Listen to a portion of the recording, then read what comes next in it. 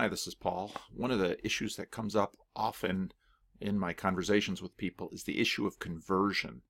And one of the things I notice is that there's a difference of language between traditional Christian language of conversion and the terminology of transformation that I hear from John Vervaeke and Jordan Peterson. So I want to do a little bit of a video on transformations and conversions. Just grabbed this definition from the internet. Transformation used in psychology and New Age thought refers to a major change or shift in an individual's thought or behavior patterns. This type of change normally involves a major change in thought patterns and values. For instance, an individual who suddenly gives up a non-religious lifestyle, become highly religious, can be said to have undergone a spiritual transformation, and we're going to deal with that word spiritual today too. Piaget, who's also going to come up, uses the term transformation to refer to any type of change that an individual could experience. In psychoanalysis, transformation is when unconscious ideas or desires are disguised so that they may become acknowledged by the conscious. I don't know if disguised is the right word, or revealed. So this is all barking up the alley of transformations, and this came up in the Jordan Peterson one last question video with David Nasser, and I played actually the same clip in the last video, but it bears seeing because it just illuminates what's going on here. Your question is more about personality transformation in general. They're talking about alcoholism, and again, one thing that I've seen often in my ministry is people who, let's say, get sober with a 12-step program after a few years of sobriety are looking for a broader transformation beyond just no longer drinking or no longer using drugs. And this is exactly what Peterson is talking about here. And your question is more about personality transformation in general, and how it plays out even into the trenches of addictions. I mean, I'm a Christian. I became a Christian when I was 18. My addictions didn't stop, tempting me. And it's not just even the things that I had before I became a Christian. I've added new temptations. You wanted to say addictions. They don't go away.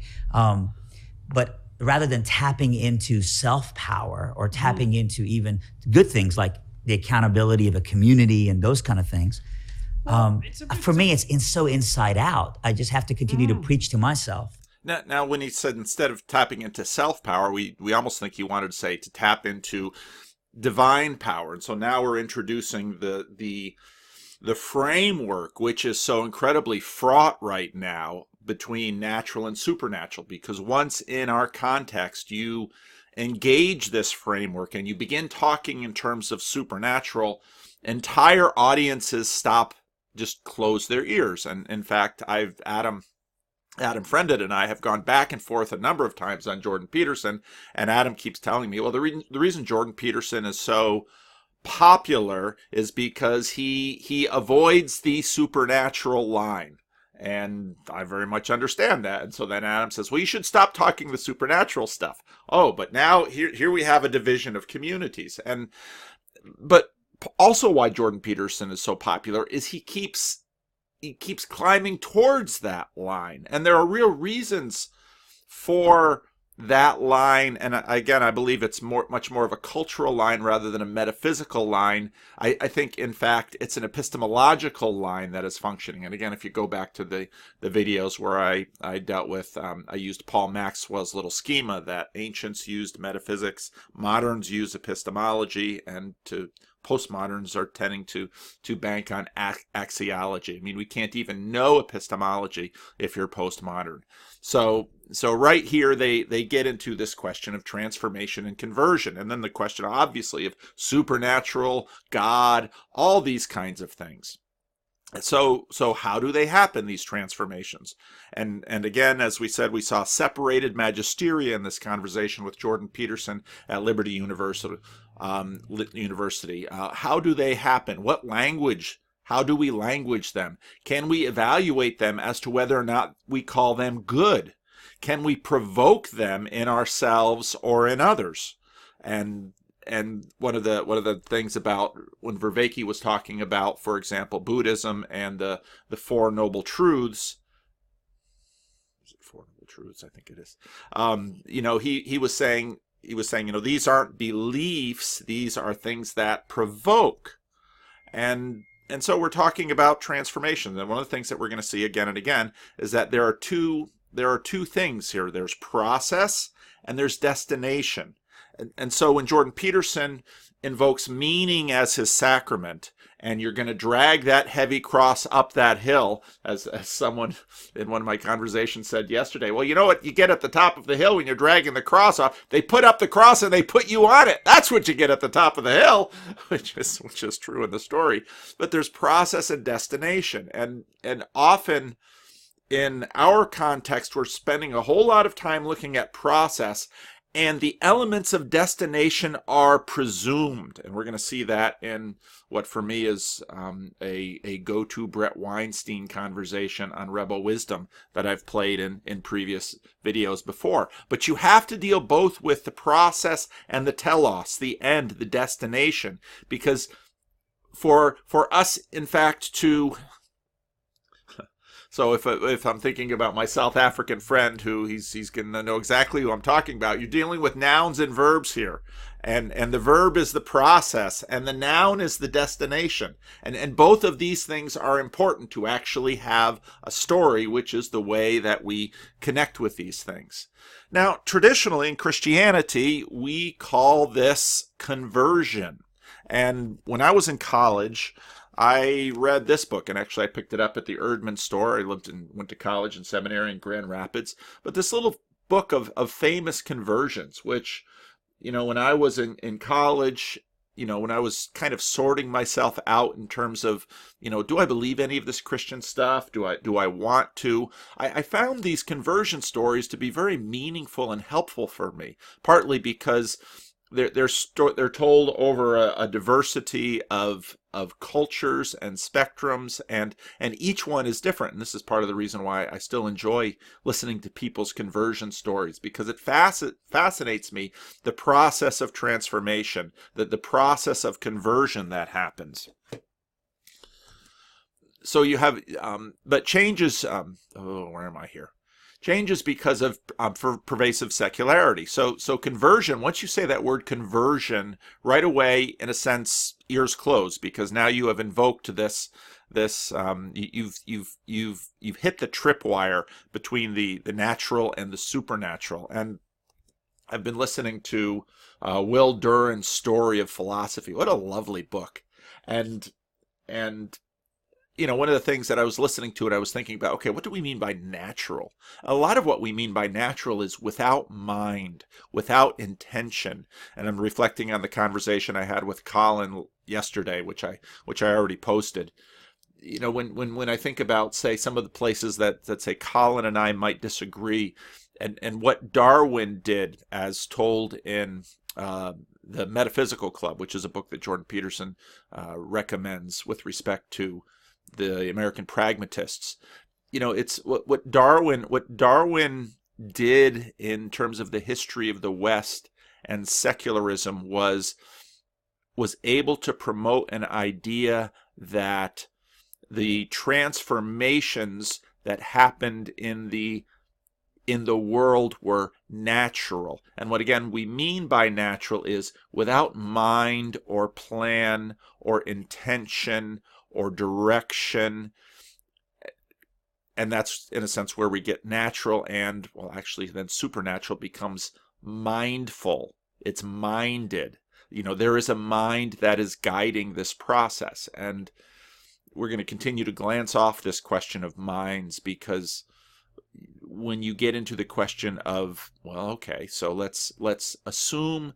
When I had my conversation with Adam, I should probably do another conversation with Adam one of these days. It's just my schedule gets crazy, and but I find Adam a really good atheist conversation partner, because he's got his anti-theism under control, and part of me would so love to get so many of these new friends in a room, and that's what we do with our local meetups. And I can't tell you how much fun our local meetups are. I was just thinking, how can we, anyway, so. these distinctions, these lines, these tripwires, these reflexes that we have with respect to mind, it deeply troubles and shakes us when we think of a divine mind with this much power and authority having dominion over us, and we would rather imagine that mindlessness has control over us, which is really a very strange thing. So some of the changes because of pervasive secularism, methods and goals of transformation are less shaped by institutions. People associate mindlessness with authenticity. Just think that one through. People associate mindlessness with authenticity. If it comes from a source that they can't discern or explain, suddenly it seems authentic to them. I just started going through Chesterton's Orthodoxy, the book that Zizek quoted to Peterson, and just the first couple of chapters of Orthodoxy seem right out of the Jordan Peterson moment. It's in fact spooky. When I listen to Chesterton at the beginning of Orthodoxy, I hear Ian McGilchrist. Now, Chesterton didn't have McGilchrist's brain science, but the whole known and unknown in terms of Chesterton's initial story of the man who rediscovered England. What an amazing book Orthodoxy is. Almost all sources or outcomes of transformation are within the secular realm. Again, this is part of the dogma of secularism, that these are the only sources or outcomes that are legitimately allowed in the public sphere. We are more but what is the implication of that? Well, that means that we are more responsible for these outcomes and processes, both good and bad, and therefore our failures are our fault. And this sets up this interesting psychological dynamic of not wanting there to be a God because we would blame him. And to me, again, these questions are just so interesting, and they come up again and again and again. Now, I played some of these clips in a previous video. I'll just play shorter versions of it. This question about believing and provoking, there's a broad spread skepticism, frustration, and avoidance of the language of believing. And with, I think there's a sense that we have used this language of believing, we've pushed it further than it can really go. And I'll just play these three little clips because it's interesting, because Vervaeke, Peterson, and Tim Keller are all basically singing from the same book. And to me, something like that is very interesting to follow. Buddhism without beliefs, because he tries to argue that part of what is preventing us from really getting both sides of Buddhism is that both of these are fixed, locked, like being locked inside the box in the 9-dot problem, on trying to understand Buddhism as a set of beliefs. We have gotten so used to this way of thinking, and we'll see later why it is a post-Christian way of thinking, that these traditions for these axial legacy traditions for cultivating wisdom and self-transcendence are to be understood as creeds, as systems of beliefs, that we now even will equate, right, the word belief with these practices. We'll talk about it as a belief system, or we'll even use the word belief as a synonym for faith, etc. So now that's such an interesting move, because actually in the New Testament, I think, if memory serves me, there's only one place in the New Testament where this conception of the faith is referred to as such. It's almost always much more something in the realm of a form for action than a place of belief objects or propositions. And that's right there in the New Testament. And so this dynamic, boy, it seems like every time I do videos now, I gotta scratch my nose. I'm turning into Zizek as we speak. The transformation is happening. It's underway. There are worse things to transform into. So this question of this, okay, this practice that we have, which is deeply rooted, obviously, in Christianity, and perhaps you could find Brad Gregory talking about it in terms of his chapter, his teaching series course on the Reformation, this tension about, what Christianity is. Is it a set of beliefs? Now, why do we talk that way? And now there's a lot of skepticism about that, and that skepticism is not only academic, that skepticism is popular, and you hear that from people all the time, that, well, these things that we call beliefs, well, they're unimportant. And when I hear that, I think, well, I appreciate the point, but they're often more important than a simple dismissal of them is. So we have to kind of get it right in terms of understanding how this functions. So obviously there's Vervaeke, and if you go then to Jordan Peterson, he won't even say he believes in God. And I'm not prepared to say things in any other way than I've already said them. It isn't obvious what belief means. People think that what they believe is what they say they believe. I don't believe that. And I love how he uses believe right after he says that. Because you can't help it but say any other way. I believe that what people believe is what they act out. And so I said, I act as if God exists. That's a sufficient statement as far as I'm concerned. What's the old saying? By their fruits ye shall know them. Same idea, right? It's a matter of action and a matter of commitment. It's not a matter of me parading out my explicit statements about a metaphysical reality that's virtually impossible to comprehend. No, notice the frame is on the metaphysical reality. Okay, that's modernity and our skepticism of metaphysics, and modernity's comfort in epistemology rather than metaphysics.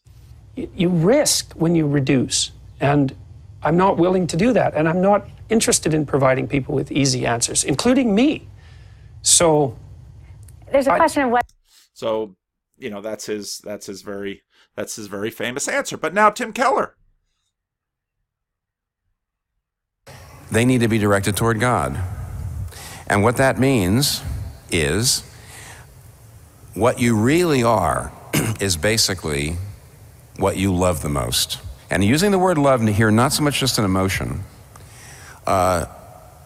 Essentially, it's not your beliefs, at least not the beliefs you subscribe to. I love when he winces there, because he knows how hard that is to say in his Christian subculture, because this is a conservative Presbyterian subculture. It's not just Presbyterians, you got Baptists in there too, but it's a conservative subculture that really bit down hard on the propositional truth thing in the old modernistic fundamentalist war. And so when he says this, he knows this is a challenging thing to say to this community, but he's willing to say it. Not so much just an emotion. I watch him wince. Essentially, it's not your beliefs, at least not the beliefs you subscribe to, that actually makes you what you are. It's what your heart trusts in, what your heart loves the most. You can say, I believe in God, God is this, and God is this, and God is this, and yet your heart is basically based in your career. We all know how that works. Your heart is actually trusting in career. Your mind is saying, no, I trust in Jesus for my salvation, I trust in Jesus for this and that and all that. But where's your heart? Jonathan Edwards, who was a great Augustinian, therefore said that if you're going to be thoroughly biblical, you must not pit knowledge and feeling against each other. That if you say, I know I should be generous with my money, but I'm just not doing it, he would say, well, there's a sense in which you know what you should do, but you're not doing it. But there's another sense in which you don't really know what you should do. Let me give you an example. And then he talks about the little girl in his church. And so we have this general skepticism that believing as such is sufficient to initiate, cause, or provoke a transformation. And so, in fact, that whole video by Tim Keller there is all about preaching in order to provoke a transformation. Now, I want to mention, I got it over here, hang on.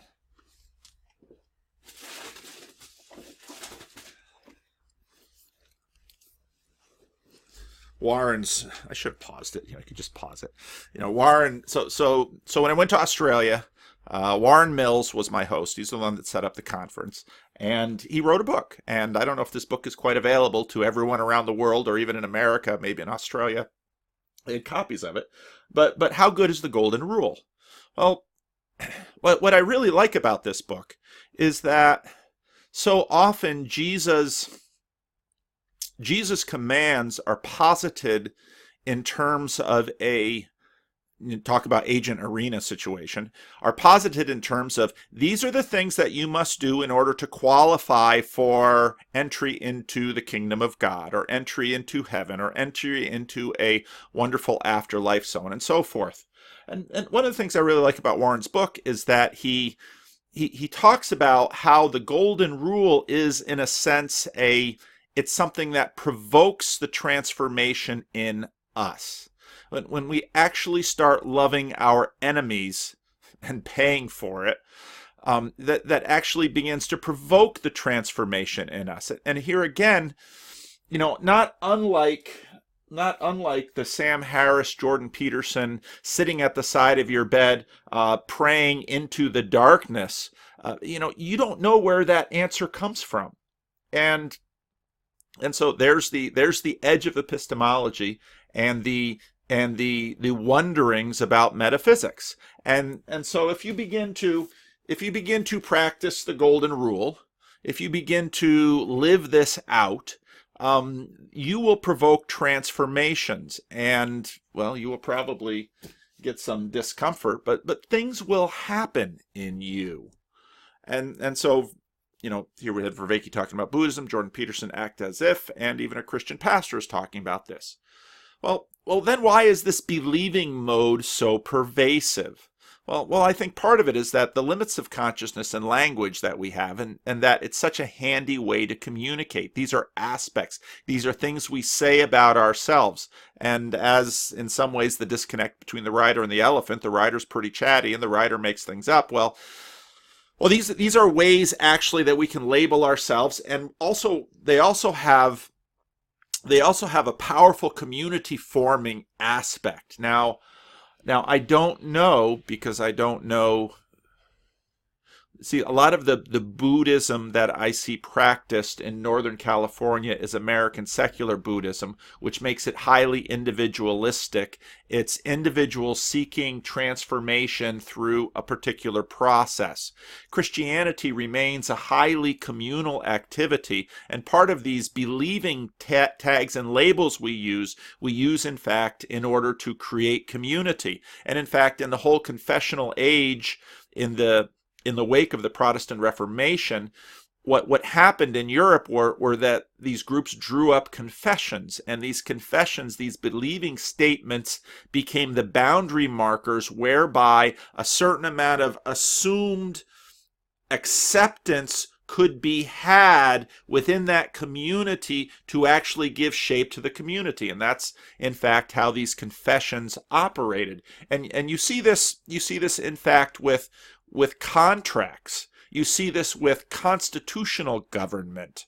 The fact that the United States, the fact that when they tried the experiment of secular government, which in the case of the United States was a grand experiment, they needed something to act as a proxy instead of God. Whereas, in England, you have a state, in the European countries, you had state religions, and throughout the history of the world, politics and religion were the same thing. You needed something to act in a proxy instead of God, and so you drew up a document called the Constitution, and right at the beginning of the Declaration of Independence, there's all these belief statements. We hold these truths to be self-evident. These are belief statements that all men are created equal and endowed by their Creator with certain inalienable rights. These are all belief statements. Now, are these belief statements sufficient to provoke transformations? Well, I think the answer is clearly no.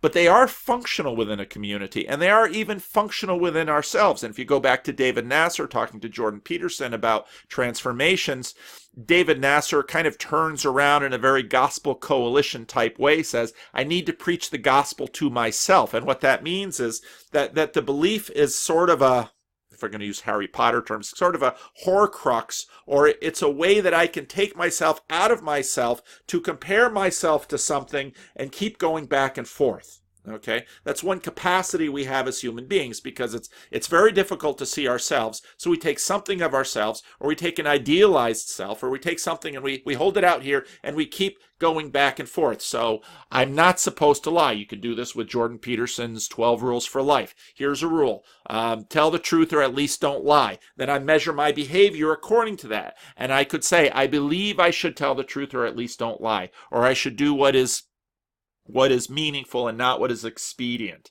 You know, a number of his rules, and rules function in that way with us. So the believing mode is extremely pervasive because it's very helpful.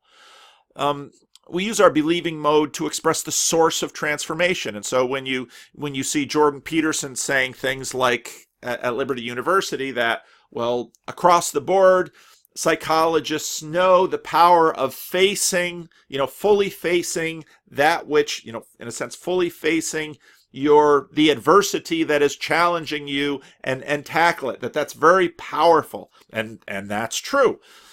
But you have David Nasser saying, well, the rules need a rule giver. And so what you're doing then is you are positing, obviously, a deity. You're positing a personality. You're positing an author, and an author who is shaping the narrative in which you're living. And I would argue that is a tremendously powerful and popular is it a psychotechnology? We can let John Vervaeke discuss that. And my list for talking to John Vervaeke is getting longer and longer, so I'm sure John and I will have these conversations at some point. But that's an extremely powerful mode, and in fact, it's been practiced throughout history. Now, is it fail-safe? Well, no. And in fact, it's all over the place, and critics of religion can point to its shortcomings. But at the same time, pointing to something's shortcomings doesn't necessarily mean you should abandon the thing itself. All right, and that's taking a fairly view from below look at, I'd say, classical theism. So we use the believing thing as evidence of transformation. I used to believe this, now I believe that. I used to behave this way, now I behave this way. I used to think this was okay, now I no longer think this is okay, and I think that is the preferred way to live. And again, all this believing language comes into play here, and we need language. Desire and frustration in initiating, promoting, and ensuring transformation of other loved ones and whole communities, and this is something we're going to have to get in. And so part of where this believing language gets overused is when we in fact use it as a way, I want you to believe this. Now here again, we face the fact that beliefs are not voluntary. We cannot just sit down and try real hard to believe in something. That's not how our beliefs are shaped. And so when we get into the question of transformation, we have to get into the question of contexts in which beliefs are shaped. Now, our contexts are powerful in terms of shaping beliefs. And a lot of people have recognized that part of the role of modern media is in contextual manipulation in order to shape beliefs. Okay? Because if the world is presented to us in a certain way, we will derive beliefs from it. And part of the, obviously, kind of the spy versus spy game that happens in modern advertising is, here is the world. Oh, you're just doing that to try to sell me something. Oh, cynicism comes through. I'm going to deconstruct the thing that is before me. And so then it's like, okay, you've deconstructed this. Let me construct this. And there was a really cool front line that was out a number of years ago called The Merchants of Cool. And it showed kind of the spy versus spy game that gets played between marketing organizations and youth, because they want to, in a sense, capture them when they're young. If you can get them to use Windows in high school, or a Chromebook, or Apple, if you can get them hooked on an iPhone, they'll stay iPhone devotees for 20, 30, 40 years. So get them when they're young. And this gets into this whole question of activism, education, and society. If you are traveling in or out of San Francisco and you're on Route 80 by Berkeley, there's a footbridge over Route 80, and on both sides of that footbridge there are sculptures, and these sculptures, I think, are so these are as telling as any Egyptian statue in Egypt. And so this communicates the culture of Berkeley. Now, it doesn't matter, and the fact that the placards are empty, it's actually the act of protest in which they have faith.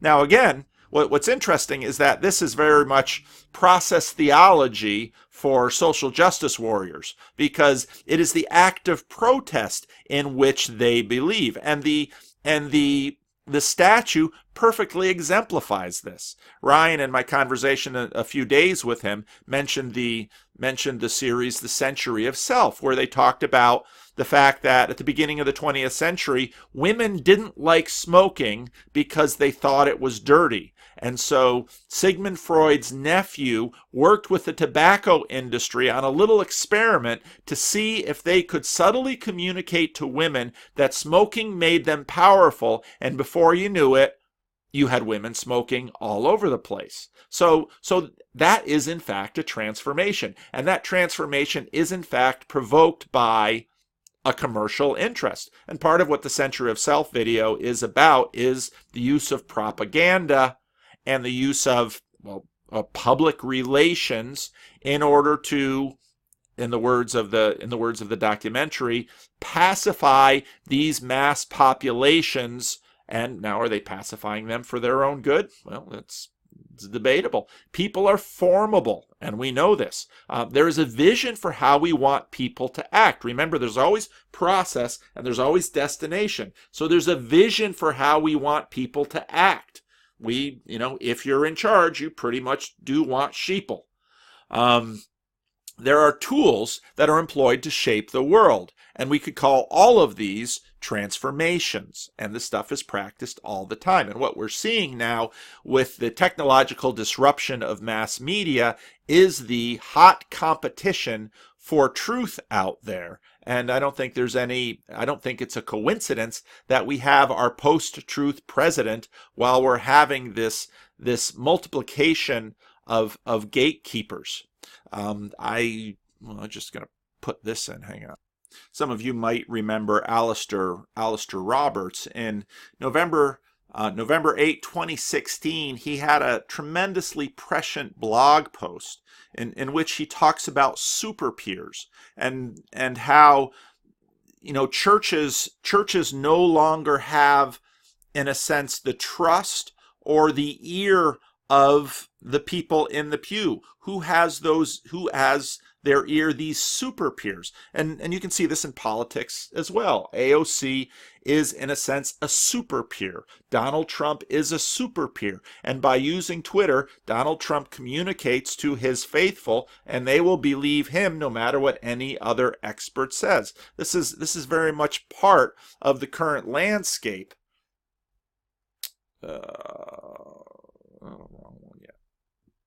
This is very much part of the current landscape.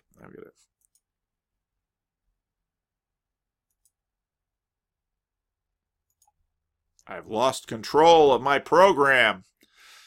I've regained control. And so whereas we're struggling to figure out these transformations, and we're especially struggling to figure them out on an individual level, we're recognizing that these transformations are happening all around us at an accelerating pace, and we're deeply disturbed as individuals and as small communities, as factions, as networks, as families, at the power of certain groups to transform us and our inability to actually have transformative power over ourselves.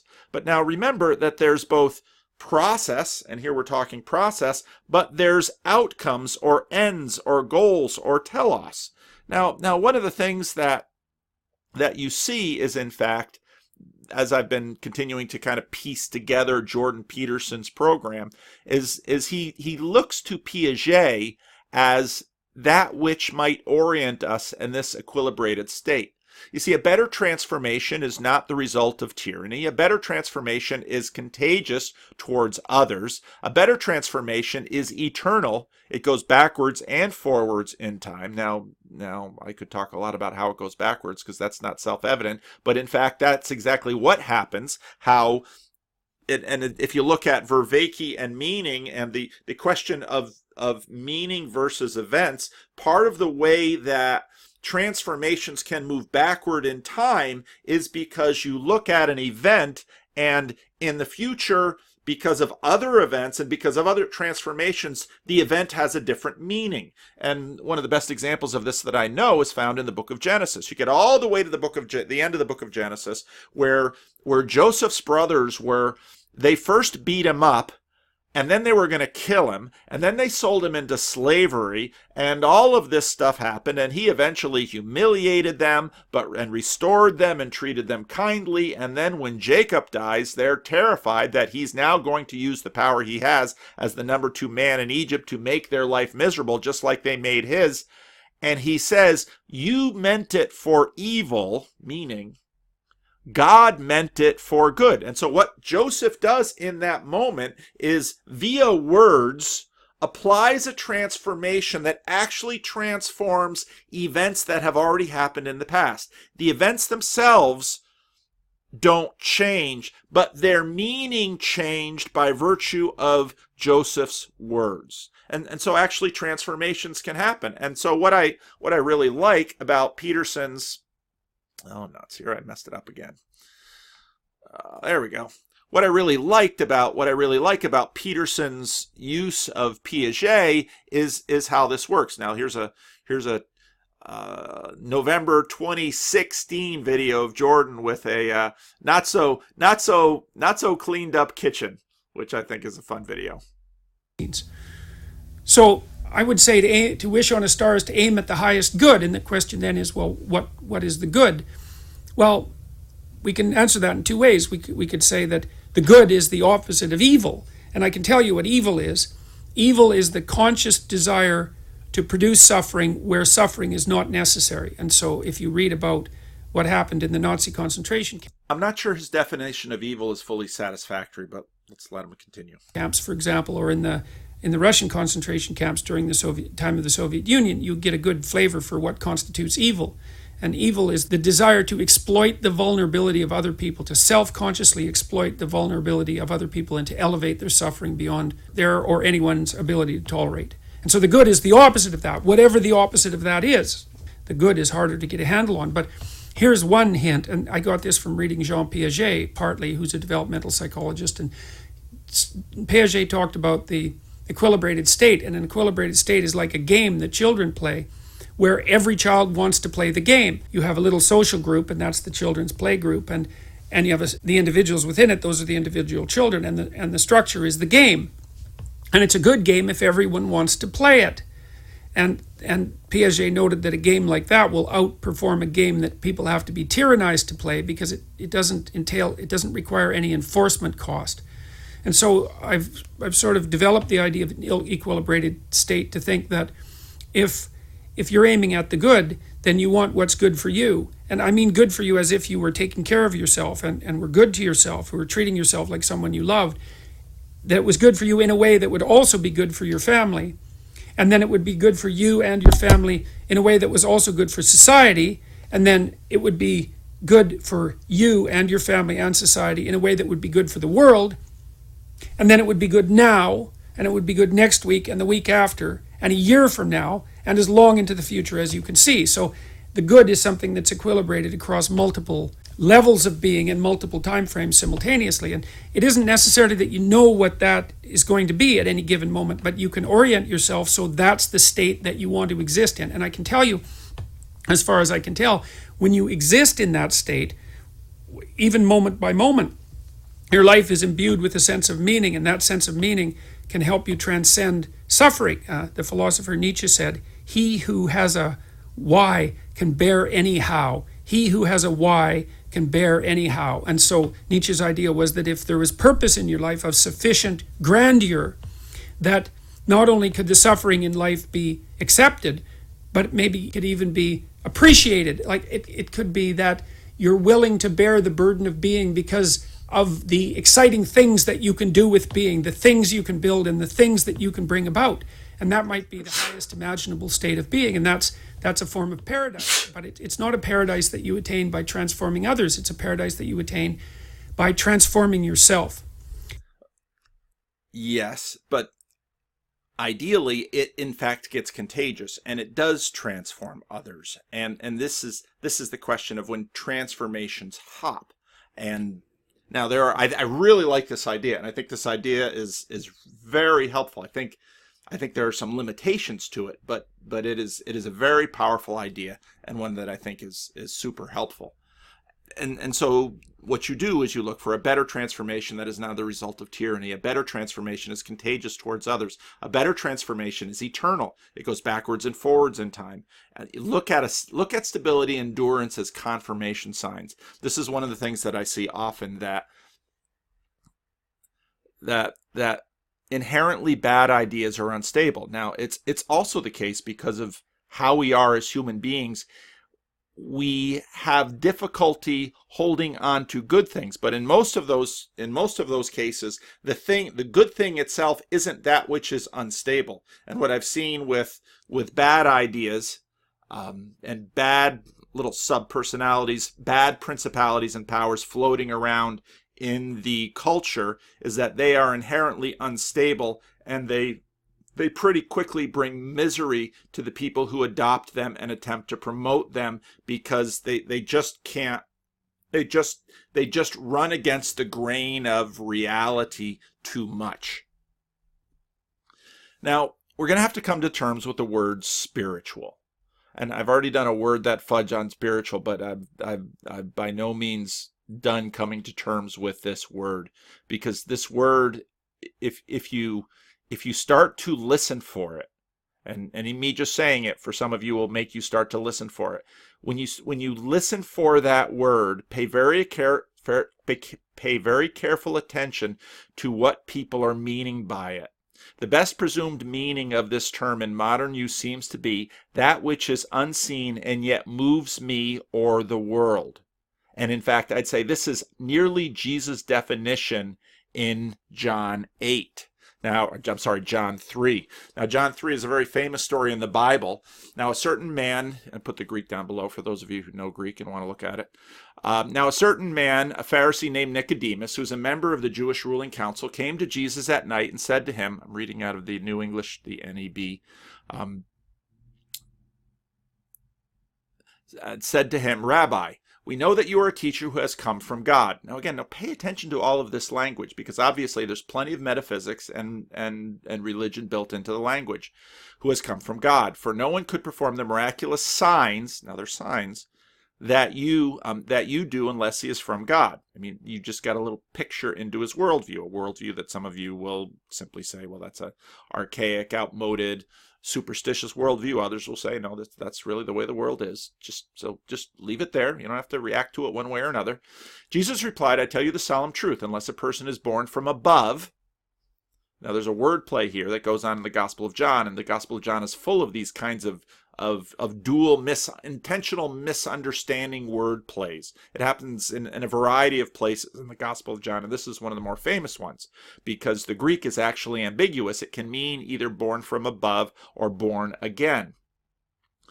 Unless a person is born from above, he cannot enter the kingdom of God. So Jesus means it one way, and he very much means an axial, so you have heaven above and earth below, okay, and the tension between them. Jesus in the Gospel of John is very much the man who comes down from heaven, and we are to believe in. So we're to believe in him, and so that's the language that's used in that. But now, part of the difficulty that you have in English is that most English translations will say believe in him. You can also translate pistis in Greek in terms of you can have faith in him. And when I say it in that way in English, suddenly things start to change. You might even be able to say you can trust in him. And that now relocates it very much into the realm of action. That's not what I want to point out in this passage. Born from above, he cannot enter the kingdom of God. Nicodemus said to him, how can a man be born when he is old? he cannot enter his mother's womb and be born a second time, can he? Now, it's interesting here that Nicodemus takes the other way. And this gets into some very interesting things about the Bible with respect to, now, were Jesus and Nicodemus talking in Greek or in Aramaic? And does that wordplay actually work in Aramaic? So so much fun stuff in biblical studies to ponder on. Anyway, Jesus answered, I tell you the solemn truth, unless a person is born of water and spirit, you spend a lot of time trying to figure out what Jesus means by that. And also pay attention to the typography of the English edition, because when you have a capital S in spirit, a Christian Bible is meaning something else, and there's no capital S in Greek. And so, again, this is all what editors and scholars try to put together to make the text intelligible for people. And if you like this kind of thing, you can watch my Sunday school class, because I spent a lot of time in my Sunday school class talking about this kind of stuff, and you can find the link to that below. But anyway, I tell you the solemn truth, unless a person is born of water and spirit, he cannot enter the kingdom of God. What is born of flesh is flesh. That's sarx. What is born of spirit is spirit. What is that? And then he says this, do not be amazed by what I say to you. I'm already amazed. You must be born from above. Well, how would I be born from above? That's a transformation that Jesus is pretty clearly talking about. To be born again, born from above, that's all a transformation. You need to undergo a transformation, Jesus is saying. The wind blows wherever it will. Okay. Well, now, right away, you have the relationship between, if you see 3 verse 8, if you look down at the Greek, you'll notice pneuma. Now I'm going to have to use the right down here. And if you looked at, well, let's see, 3:6, which is up here, there it is, pneumatos, pneuma. So verse 8, the English here is translating as wind. The Greek is pneuma. It's the same word that is just used for spirit. Now, again, you have to do this when you're doing translation, but it's really helpful to see that, well, Jesus is using the same word. So the spirit, you could read it the other way. The spirit blows wherever it wills, and you hear the sound it makes, but do not know where it comes from or where it is going. You can also say the wind. So you have this wind and spirit. And so it is with anyone who is born, see, and you could say anyone who is born of the wind. But notice again the English translation, and this is legitimate. I'm not saying it's illegitimate, but you have a capital S spirit. So the translators are doing some interpreting for you. You could say the spirit blows wherever it will, and you hear the sound it makes, but you do not know where it comes from or where it's going. So it is with everyone who's born of the Spirit. You could say the wind blows wherever it wills, and you hear the sound that it makes, but you do not know where it comes from or where it's going. So it is everyone who's born of the wind. You say, well, what do you mean, born of the wind? Well, Jesus is talking about, well, spirit. And when you listen to how people use this, spirit is this animating presence. And one of the ways that you know is if spirit is in you, well, you can do a Bible word study on this in terms of the Old and New Testament, what God gives his spirit. In the story of Genesis, he makes a man out of the dust of the ground, and he blows into it. And Adam becomes Ha'adam, becomes a living nephesh. That's the language of, no, it's in Hebrew.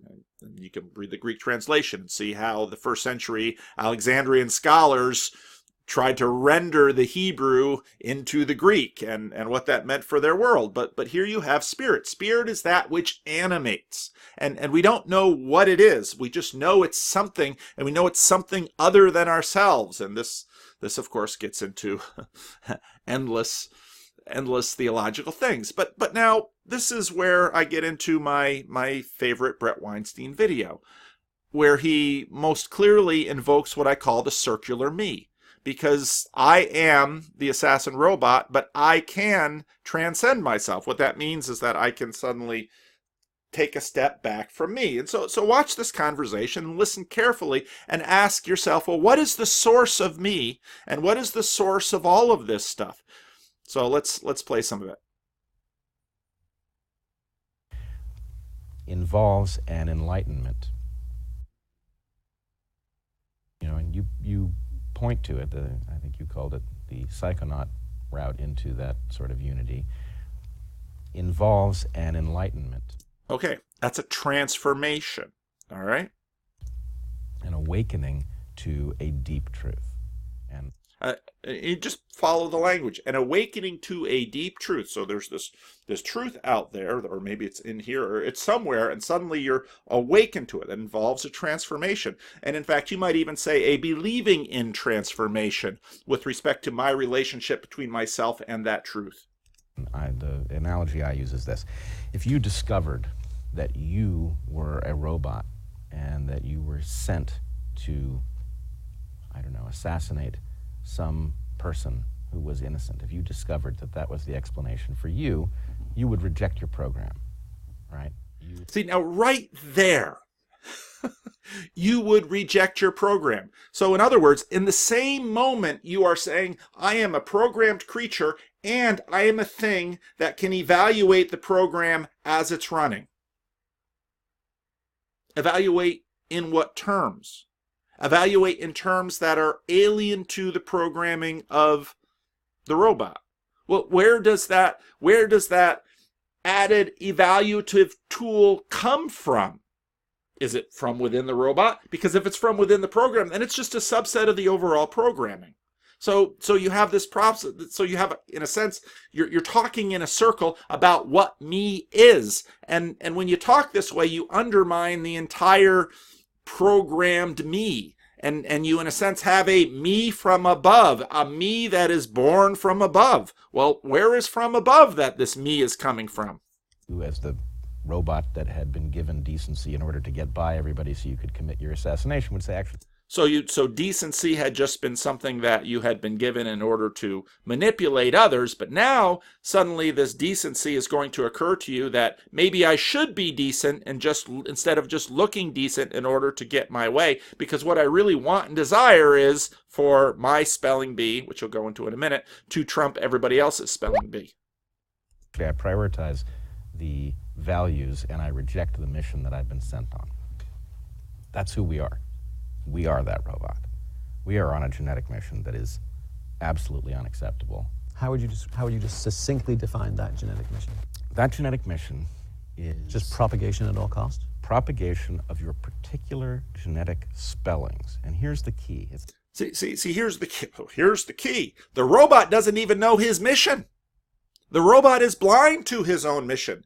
So now not only are we supposed to have word from above to critique the mission of the robot, and this is supposed to come from within the robot himself is not aware of the mission that he's on. So where do we get the knowledge in order to put this whole picture together? It doesn't work.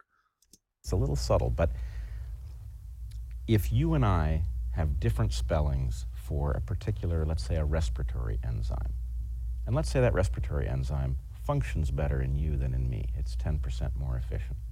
My respiratory enzyme still wants your respiratory enzyme to go extinct because it doesn't care about the function. It cares that that's spelling. So in other words, the subroutines of the robot are actually pulling the strings on the robot. And this robot's going to self-transcend? Is advanced. And your spelling is in conflict with my spelling. As long as yours is around, there will be fewer copies of mine. So our genomes are actually interested. If I can just be clear about it, the mindfuck of the whole thing is that the entire evolutionary story is the cosmic spelling bee, and it ends in genocide, right? Once you realize that that's what you are, that you're built to advance your genetic spellings into the future generations, irrespective of what they spell, and that under circumstances like these, we can afford to be decent to each other, but if things were different, one of us would be putting the other in a gas chamber? No way. I want no part of that, and neither do you. Who is I that want no part of this? Aren't you the robot? Isn't this your programming? Isn't this what you're determined to be? And maybe in this moment when everything is wonderful and there's plenty of food around and we have this thought, won't we revoke to the other thought when we get there? And so, well, if you're going to somehow grow a program to resist your other program, where does that come from? So when people realize that that's really what they are built to be nice when it makes sense to be nice, and they're built to be genocidal in circumstances when genocide. And doesn't that mean that what you're doing to me now is in fact following that program, and you're just nice to me because, if everything crumbles, that, well, then you're going to knife me? And you say, well, I surely won't knife you then. Well, isn't that part of the, that's what all the con men say. They're not upfront with it. So isn't this itself a trick of the assassin robot? Side is the thing. Then the question is, well, all of the things that you actually value, how consistent are they with being that robot on that mission? So it sounds like you are sort of saying, at our root, we are nasty, brutish, and short, right? The old selfish gene kind of thing, compared to some ascensionist or triumphalist. Clearly, it's very prevalent in the self-help, popular psychology space. We are on the frothy edge of realizing our true natures as, we're the frothy edge of realizing our true nature. Well, where does true come from? Does it come from above? Notice how he's pointing up when he's doing this, and all of our language is oriented that way. Spiritual beings, blah, blah, blah. Did you hear what he said? Clearly, it's very prevalent in the self-help, popular psychology space. We are on the frothy edge of realizing our true natures as, spiritual beings, blah. Our true natures as spiritual beings. What does that mean? What all is built into that word spiritual? Blah. Is that Yeah, bloody blah, blah, blah is right. something you don't hold out hope for? You feel like at root, we are just self-oriented. And you can hear the axial age geography. At root, we are self, but it's this spirit from above. John 3. Robot programs? What's our shot at redemption? Do we have one? It's easier. It's easier than you would think, because the fact is, I'm telling you, we are that robot on that mission. Once you know that that's your mission, you could just reject it. Right? I'm not putting anybody in a gas chamber. I just won't do it. Right? I don't care about the on that mission. Once you know that that's your mission, you could just reject it. Then why is the world so crappy? Then why are people so lame? Because they don't know they're on this mission, and once they know they're on this mission, then suddenly they'll be generous. And I hear this and I think, dude, you were horribly treated by your own school that you loved. And you maintain this view of human nature that once someone says, oh, by nature you're a selfish robot, but you don't have to be that, then suddenly they'll be magnanimous and they won't fight like crazy for the ideology that they believe comes from above. And you think religious people are naive? Right? I'm not putting anybody in a gas chamber. I just won't do it. Right? I don't care about the genetic spellings at all. And I really don't. If I discovered that my sons were switched in the hospital at birth and they were not actually related to me, it doesn't change my relationship to them. It doesn't. Really? Then what do you say to all of these kids who are going back and finding the places where they got their spelling bees from? This blows my mind, because he goes on programs and talks about all of the implications and ramifications of all of this evolutionary biology and how we're all playing it out. And then seemingly the solution is, well, once we recognize that this is all being played out from below, then we can somehow resist it. And I think, I don't see people like that at all. And your assassin robot business that's not in conflict with my Augustinian anthropology. It's the naive imagination that people are somehow want the best for things. Well, he's right. They want the best for things when the best is easy to come by and it's cheap. When it gets costly, well, then we're usually all out for number one. That's how we are. It doesn't affect whether I love them. I don't love them because of their genetic spellings. So my point is, evolution screwed up. It handed us the tools to recognize. How do you evaluate evolution? On what Archimedean point do you see the world, and can you move it with a lever? That we don't have to value the game that it is playing, and that we can now repurpose the hardware to something that's actually worthwhile. Worthwhile? How do you judge that which is worthwhile? And how liberating is that? I mean, who wants to walk around with bigotry? Yeah. Oh, bigotry is somehow something we can easily opt out of? Then why has it been around for so long? I mean, it's funny because I was just in my next book. There's going to be a section: evolution is amoral, and no sooner do you realize that you realize, oh, we are being nudged, pushed, and prodded into a whole lot of outcomes that create tons of pain in our psychosocial frameworks, our value sets that are 100%. So then you should ask where these value sets came from that are so anti-evolutionary. Wins on the evolutionary level, and tragic for us. Tragic? How are you making these evaluations? Right. And the crazy thing is, freedom from that is as close as just recognizing what it is and then saying, well, I mean, I have a particular analogy I like. He's obviously never been a marriage counselor. As if you sit in a room and you talk to two people who pledged undying love to each other and then they're fighting like cats and dogs, go watch the movie War of the Roses. This is how we are. There's this point at which the pilot's name was Sully, I guess, Captain Sully, who landed the plane on the Hudson. There's a point at which the birds have struck the engines and he needs to land the plane on the water. And there's a good chance that he's going to kill everybody on board, but their best chance that they're going to live is him, right? And he says, my aircraft, which is what you say when you take it away from... Is that really what we're going to do? Because usually that's the start of a lot of wars. My toy, my land, my money, my wife, my rights, my... The autopilot, right? You take responsibility for it. And the basic point is we need to look at evolution and we need to say, my aircraft, right? It's that simple. That simple. Forgive me for being dubious. Where is the knowledge, the morality, the source of enlightenment that allows the robot to reject his mission? We can imagine the story. We appropriate the identity in the story. We engage in internal and external war. Isn't this another spelling bee? If your first story is to be believed, I will not put anyone in a gas chamber. Well, now you've got a dogma, and you're going to double down on it.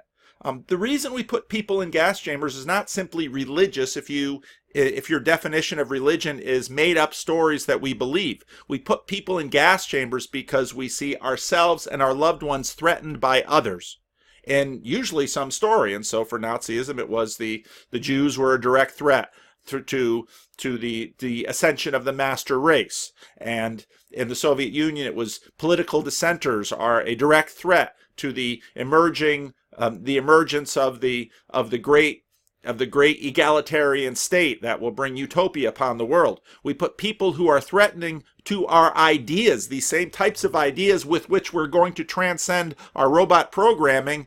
And so one might say, well, have we really even transcended the programming? What is the source of your dogma?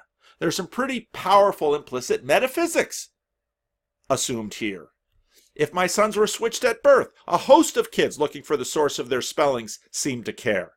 Does the storyverse trump the spelling bee? That's the battle that's at heart here. Then how determinative was the spelling bee in the first place? Someone who's made a career out of telling people what the spelling bee is like and therefore explaining and illuminating the process of human community. So if it's really that easy to transcend, if you go on, let's say, a podcast or something and say, this is our program and that explains what we do. And someone could say, no, I decided to, all I have to do is look at my programming, realizing it's that way, and say, nope, I don't want to do my programming. And I think, you've certainly never seen a psychologist, because any psychologist will say, along with the Apostle Paul, well, I'm way more complicated than that. Difference between my head and my heart can be a long ways sometimes. I thought our spelling bee gets played out in the storyverse. That's in fact the heart of the assertion that evolutionary biology can tell us why we are living the way we're living. And then you have to ask, from what source of morality, which seems so self-evident and obvious, do you actually make the presumption about what the brave new world should be? And here we have, in a sense, the conflict of the two languages. Is his language, completely apart from anything supernatural, any different from Nasser's language, really. Nasser is saying, it's Jesus that lives in me. Bret's saying, I can just deny my programming. They're both making assertions about themselves. One's positing a third-person character.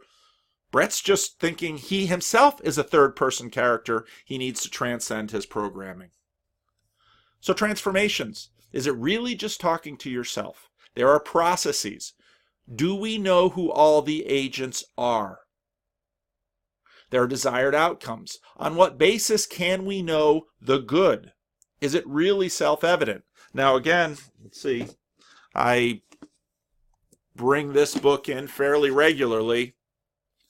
Christian Smith did a survey of American youth in the 90s to find out what their real religious and spiritual lives of American teenagers were. And what he discovered was that in many ways, the religious upbringing that they were indoctrinated into, whether that be Protestant, Catholic, Orthodox, Muslim, secular, didn't matter. They all were formed into a whole bunch of different beliefs. One of these beliefs was morality is self-evident. And you know, when I listen to a lot of these people talk, that's exactly what I hear. So, is it really self-evident? Or was a transformation done in your culture that you are now subjected to? And you think, I can just change my programming just like that. And I think that is astoundingly naive. And in terms of working with people, even just in terms of knowing myself, I find it horribly difficult to change my own programming. That's what it means to be a human being. Psychologists have known this for years. And so the whole game is, okay, how can I have power over myself to transform my programming? But then the real game is, what direction would actually be good? And how could we know it's good? And I think you actually need to have, I don't think you can play that game without some presuppositions about metaphysics. I think it finally comes down to things that deep. And modernity is in real trouble when it comes to that. Good for me now? Good for all of us? For how long? Are there winners and losers? How am I doing on time? Ooh, not too much. Okay, good. So I think we've got a tenuous kind of agreement that there might be some kind of utility, that utility might be morally questionable sometimes, but so now we're going to preside over the beliefs of traditional religions. That there is some reason that people would resort to a fundamental, simple interpretation, because as they depart from that interpretation, things get more difficult and it creates some kind of disadvantage. Well, part of the problem with that would be that as you move away from the text, you fractionate the moral belief system and you end up with a nihilistic situation. So as you move away from dogmatism, you move towards the parallel danger, which is moral relativism and nihilism. And so hopefully you can find some balance. In other words, you're trying to orient yourself in the world, and you can see this towards the end of my conversation with Colin last night. The way religious texts work, or they act as orientation devices for our morality, and to look at not only the processes of transformation, but also the desired outcomes of transformation. So let me ask you... No, I want to ask you a question. Oh, yes, okay. Yeah. So, and also, what time do we actually stop this part? Because it's 10. I just missed... There's no objective reality to time. So here's my question for you, is if we agree that there is some way in which religious texts carry some kind of value because they allow people to figure out how to navigate their lives in ways that might reduce suffering, reduce the complexity of the choices that they have to make. Presumably... Does Sam agree with that? You will agree that would be consistent with an evolutionary interpretation, that the fact that the stories themselves are functional would provide an advantage to those who were deploying them. Yes. So here's the problem. isn't it then also true that those stories are responsive to past environments? And so the claim that these things... Now, what's interesting about Bret here is, isn't the claims that he just made in the previous video, wouldn't they, under the same rules, also be responsive to the environment that he's in now? The difficulty that you face is that you are a captive of your moment. And one of the things that religious texts offer you are windows from crowdsourced from other worlds, other places, other times, genetically same creature fundamentally. Our genetics haven't changed that much, whereas our storyverse has continued to change. The contexts have changed. And the basis of his argument here is that, well, different context, that's going to impact morality. And so the difficulty he has in the simplistic assertions that he made in the previous video are that you can just decide, because morality is self-evident. I would argue it's only self-evident if you're living in a little bubble, and it's self-evident to the little community around you. Might be timeless, would be suspect. And yes. In fact, you would expect a spectrum of durability. Some stories would be right in a brief moment. And, yes. Okay. All that's true. All that's true. So far, so good. Well, so far, so good. This is actually, I think, quite excellent then, because what we have is a recognition that there is something to these belief systems that has to do with practical realities in the past, and we also have an acknowledgement that we cannot trust in these things based on simple faith, because even if they cannot trust in these things based on simple faith. What on earth do you mean by that? Now, the argument that I basically laid out for Colin last night is essentially this. Religions do modulate their dogmas and their practices over time. You see that consistently. And in fact, what you see with religious groups are a spectrum of modulation over whole different ranges and settings. And this has been, in a sense, part of the interesting nature of the separation of church and state in the West, originally in the United States, because it in fact allowed multiple experiments to modulate their religions over time. You'll find churches that affirm gay marriage. You find churches that resist gay marriage. You find churches that affirm women in leadership in the church. You find churches that resist it. You find churches that say alcohol use is okay. You find churches that say alcohol use is not okay. You find churches that say, sex between any two people or any number of people is fine. We won't police your sexual life. You find churches that are policing sexual life. In fact, you'll find churches all over the map, and that's just in the United States. You go all over the world, you find them all over the world in many different ways. And then you find other religions doing similar things. They have a system built into keeping track of the changes and doing contextual evaluations.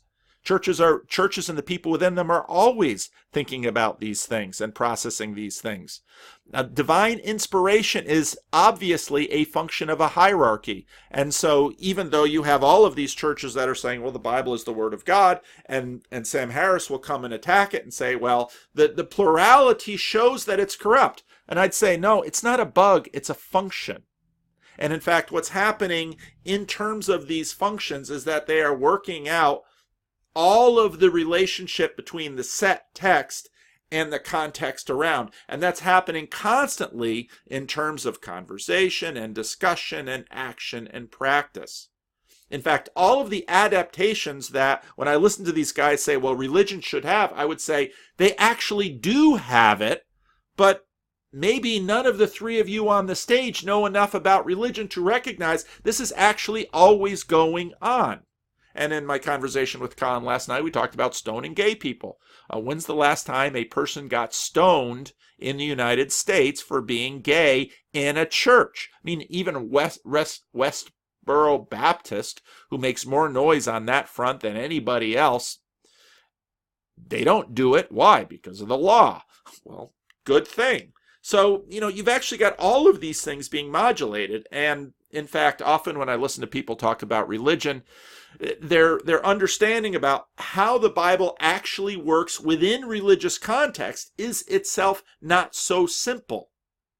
And in fact, churches have multiple layers of interpretations, confessions, practices, traditions that modulate all of these things. We understand these texts in the light of these other texts. These texts in the Old Testament are read in the light of the New Testament. And all of this theology has built up, which in fact gives shape to all of this stuff going on today, and practices and procedures and all of that going on. Belief language has its limitations, and in fact, religious people are highly aware of those limitations. It's not itself sufficient to provoke transportations, and preachers know this, and you basically heard Tim Keller say it. But it is helpful in marking and tracking individual and communal transformations in the light of all of these questions that were actually brought up in the Peterson-Sam Harris conversations. In other words, because people are tagging themselves with respect to beliefs, even though they aren't actually living them out or fully practicing them, which I think many of us will agree with, it's actually helpful to know how the belief propositional level actually functions with the action level, and what kind of psychotechnologies actually connect them. And what you heard from David Nasser was exactly that. He said, well, here's the Bible, and all of that is in fact the whole interpretive framework that he had of the Bible, and he looks at himself and he compares himself to that interpretive framework. And there's many, many aspects of human life that in fact might not be addressed directly in the Bible, but are added on with traditional and interpretive and confessional layers that actually connect the person to the Bible. And you might say, well, why don't you just get rid of the Bible? Well, actually, what the Bible offers you is a stable text or a baseline for tracking all of this over time and in a variety of cultures. So, for example, if you visit churches, the likes of which I work at in the Dominican Republic, you go there, you'll notice that all of the, let's see if I have a hat in, I don't, you'll notice that all the women are wearing hats because of a particular text in the New Testament that talks about women having their head covered. And you'll notice that the men are not wearing shorts, but they're wearing long pants, and the women are not wearing slacks. And so, these conversations are always going on, and religious communities are, in fact, always working through these things together. And what the Bible actually provides is this baseline, this authoritative baseline. Well, what is the assertion of divine inspiration? But obviously it has meaning within this whole story verse picture of how we live. And we already saw that, at least for Bret Weinstein, the story verse can trump the spelling bee, the genetic spelling bee, just like this. So says he. So, actually when I listen to these people who don't have a lot of experience with religion talking about religion, I say, you're not really, you want to be fact-based and evidence-based? Look at what actually happens in religious communities, and they actually adapt to most of the concerns that you're saying here.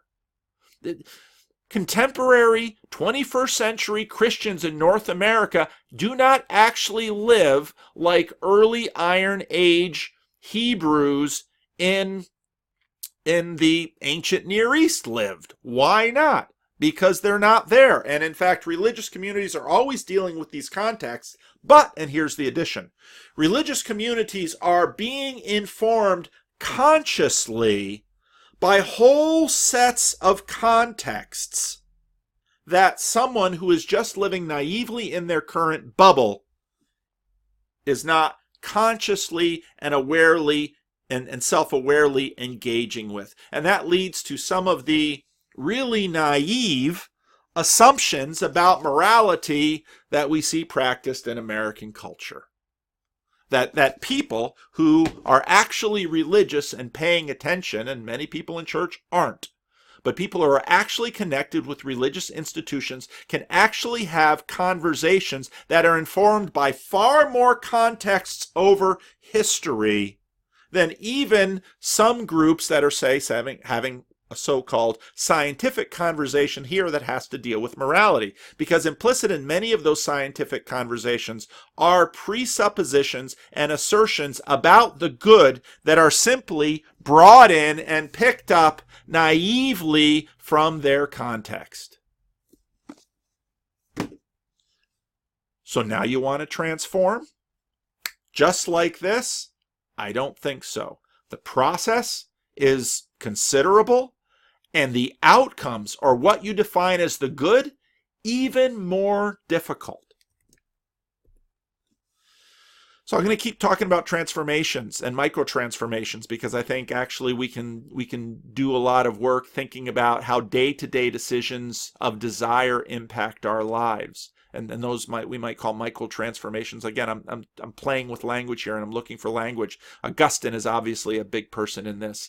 The adaptive advantage of living with an active metaphysic, I think, and this is a theme that I bring up in other of my videos, there's a ceiling in the iron box of secularism, and it incarnates hell in the attempt to secure heaven. And this is, in fact, Jordan Peterson's great caution about what happened in Nazi Germany and the Soviet Union.